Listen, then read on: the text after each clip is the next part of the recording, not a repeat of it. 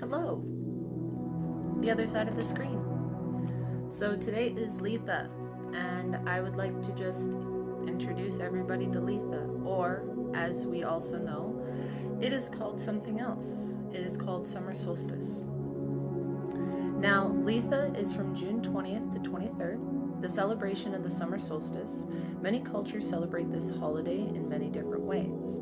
The Celtics would build a hilltop bonfire and try to jump through it for good luck. Other European cultures would light a large wooden wheel on fire and roll it down a hill into a body of water. In some traditions, Litha was the battle between the Oak King and the Holly King for control. The Oak King represents the daylight who rules from the winter solstice, Yule, to Litha. However, during this time, the Holly King wins, and the days begin to become darker. Nowadays, it is celebrated to build a bonfire or a fire in a pot and hold a fire ritual. Families will allow their children to stay up late to celebrate the holiday outside. It is also considered a good time to get married. This ceremony is called hand fasting. Now, I also wanted to read you the story of the Holly King and the Oak King. On the winter solstice, the triple goddess gives birth to the son of the light, known as the Oak King. People celebrate on Yule at his birth as the sun now starts waxing. After the goddess gives birth to the Oak King, she dies and descends into the underworld. In spring, symbolic, the Oak King brings back the goddess and she is reborn. She is a maiden in her triple goddess aspect. She flirts with the growing sun god, the Oak King. On Astra, the goddess and the Oak King become lovers, and the earth starts to grow and bloom at the reunion, and the Oak King grows more powerful. On Beltane, the goddess and the Oak King will marry and are deeply in love. On Litha, summer solstice, the goddess is heavily pregnant and becomes the mother of her triple goddess aspect. The sun god, after fertilizing the earth and shining so brightly for so long, is now weakened. There is a major battle as the Holly King, the lord of the dark sun, is rising. From the following weeks, there is a major battle. On Lushta is the final days on the earth for the Oak King as he descends into the underworld, the goddess womb. And the Dark Lord, the Holly King, takes over the skies. The goddess gives birth to the harvest. On Mabon, the goddess is still giving birth to the crops and earthly fruits. On Samhain, the triple goddess, after giving birth, is now her crone aspect of her triple goddess face. In such sadness at her loss of her husband, the goddess opens up the gates of the underworld to see her beloved husband, making the veil between the two worlds thin so the spirits can communicate with the lost love once more. The Holly King sees and closes the gates. Seeing the goddess weak, the Holly King tries to mate with her, but she battles him. She longs to see her beloved husband again. So with her last ounce of strength on Yule, she gives birth to the Oak King once more. The child of light is so strong that he knocks the Holly King back into the underworld. But because the goddess is so weak, she might die. But she is reborn again as the maiden aspect of the triple goddess on Symbolic. Now, it kind of sounds very similar to other stories we know that are, well, passed down through different religions, different stories just in general.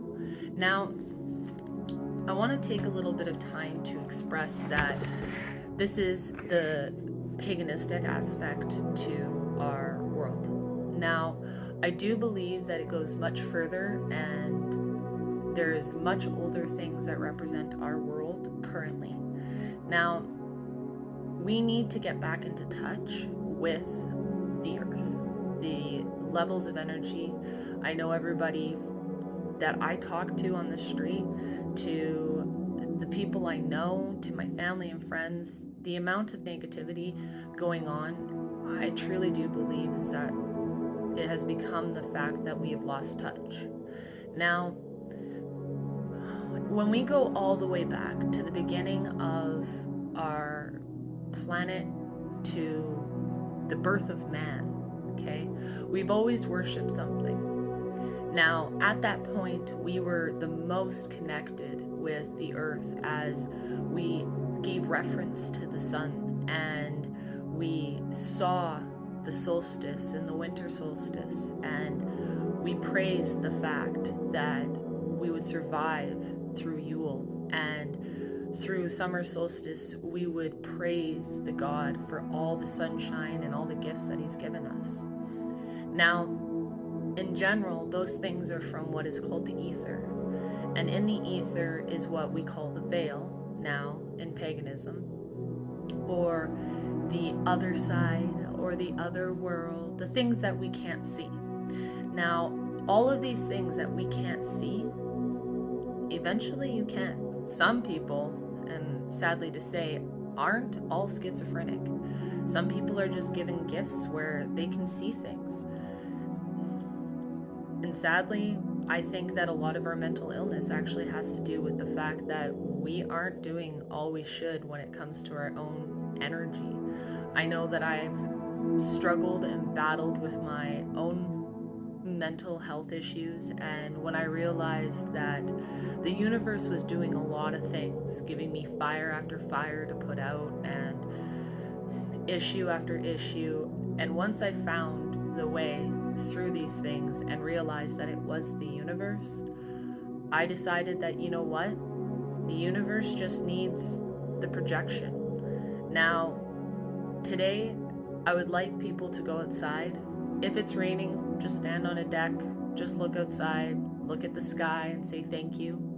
If it's beautiful and sunshiny out, go take that vitamin D, fill yourself full of all the energy that the sun can provide you. I can tell you right now that if you do this, if you go outside and take in the universal energy and just breathe, take a deep breath in, and just blow all the bad negativity out, you're gonna, 1, feel 10 times better, and 2, you're gonna feel rejuvenated. When you feel rejuvenated, the universe will speak to you, and it might just be a whisper, and it might just be a sign. But if you stop just for 1 moment and you look at the things around you, you'll realize there's more going on than just the things that you're seeing in front of you.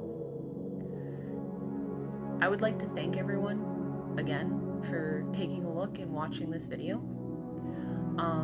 I do have an oracle channel if anybody is interested in taking part of that.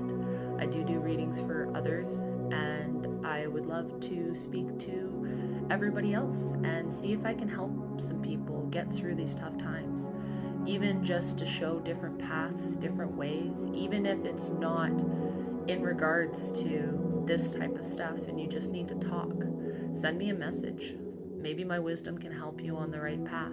I don't tell anyone what to do. That is not my job. The universe has told me that 100 times over. But what I can do is I can lay down all the different paths that you have in front of you. And when you see all the different paths, you can recognize the end.